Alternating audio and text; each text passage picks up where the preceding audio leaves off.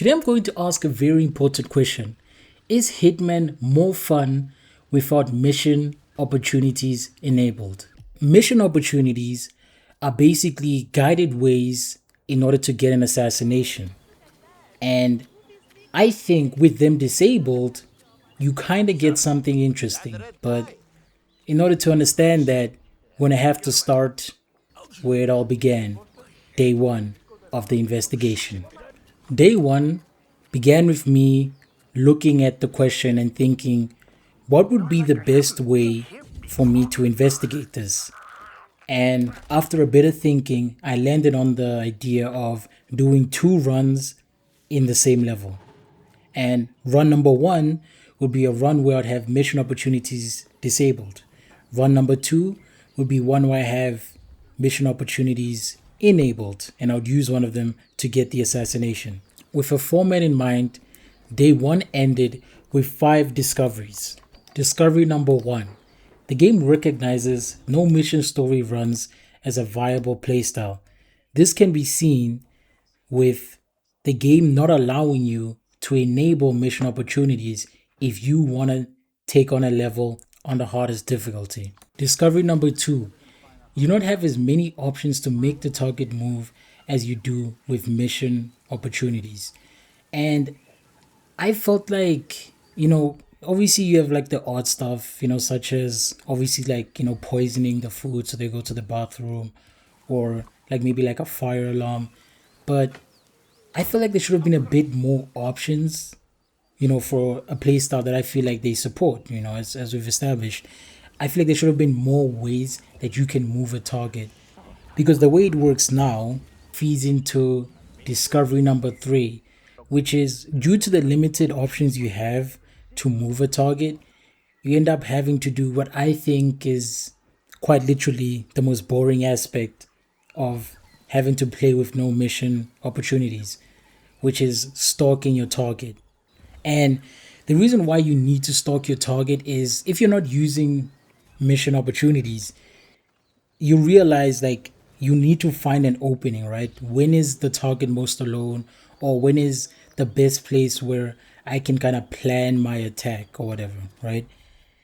And you realize that the only way for you to do that is to watch the NPC walk the entire route, finish, and then you can like start strategizing. And I just think that that period where you first find the NPC and you're waiting until they finish a routine is just so monotonous. It's so boring. You know what I mean?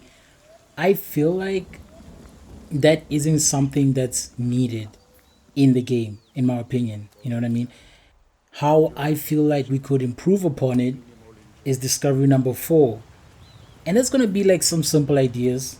Like at the beginning of a mission, you have like this kind of like voiceover thing where you get intel on the targets. What if one of the things we got was the routes that the NPC is going to take? Or another example, just give us more stuff that can move a target.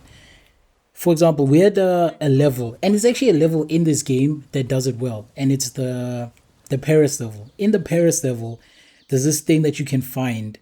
I forgot what it's called, but when you press it, it basically makes the target break the routine and move to a specified location that you know where it is, right?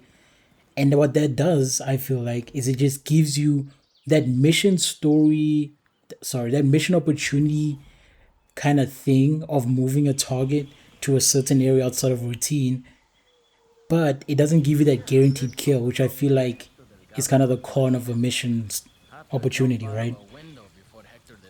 I don't know. And I think there's also other ways to do this. Like, for example, if you don't want to outright just give the player, all of this information, maybe have it be something they can find in the level through exploring.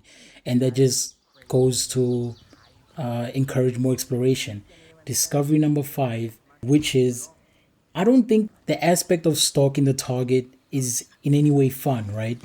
Because I think the reason why this won't be problematic is that the most fun aspect of kind of this no mission opportunity run, when it comes to like the planning aspect of it, is looking at what's where the enemy is gonna be and figuring out how you plan to use where they're gonna be to your advantage. But that'll be what I discovered on day one or stream one, because this is all live.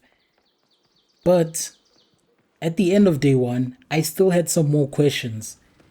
And before we kind of get to the conclusion of our question, we had another day slash stream. So this is how day two went. Discovery number 5. Both mission opportunity runs and no mission opportunity runs reward exploration. When it comes to mission opportunity runs, this is by how you can discover the mission opportunities themselves. Now, one of the ways is just by selecting it on the UI, right?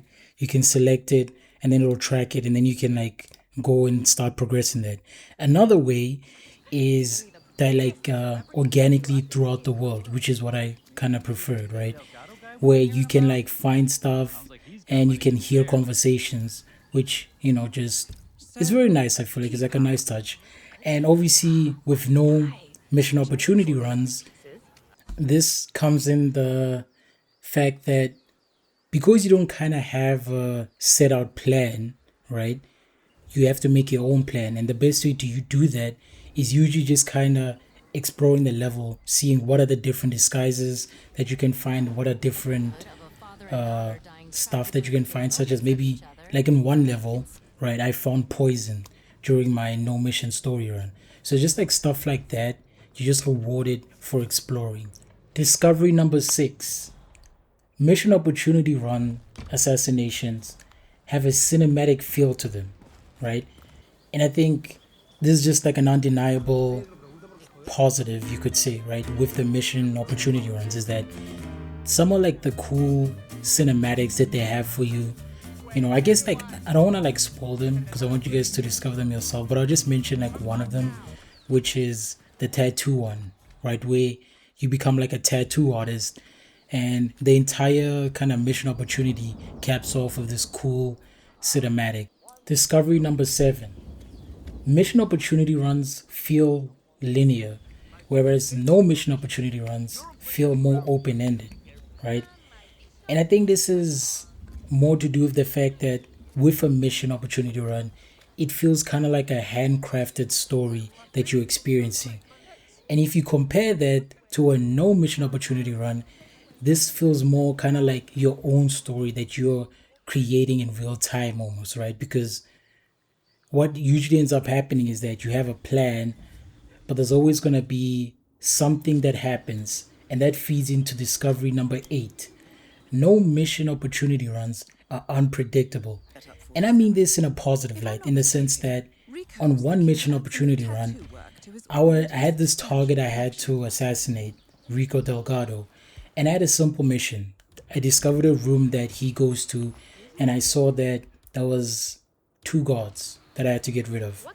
And I did. I got rid of them. But what I did not anticipate was how each time, well, no, what I did not anticipate was how complicated the simple task of just killing 2 people would be. And I just think that made for such a memorable assassination that only happened, because that was me doing it. That was me in the moment, thinking on my feet and like coming up with a solution. You know what I mean? And I think it ended up being very memorable. There's even like a short up right now if you guys want to check it out. It's very cool. And my final discovery number 9, is no mission opportunity runs and mission opportunity runs fulfill different fantasies.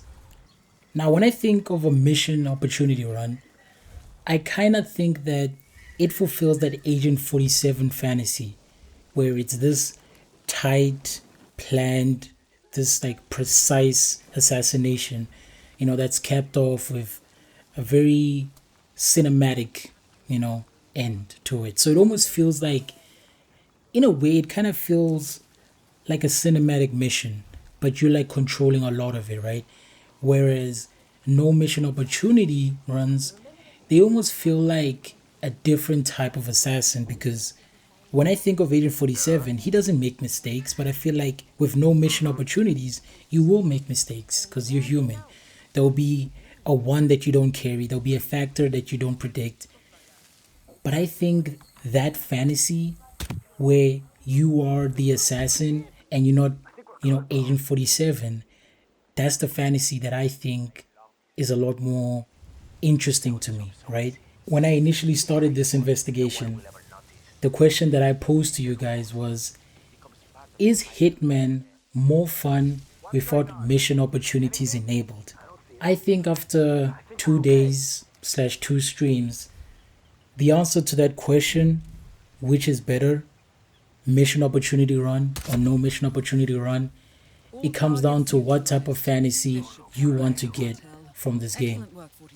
Are you someone who wants the Agent 47 fantasy, or are you someone who wants the Agent U fantasy?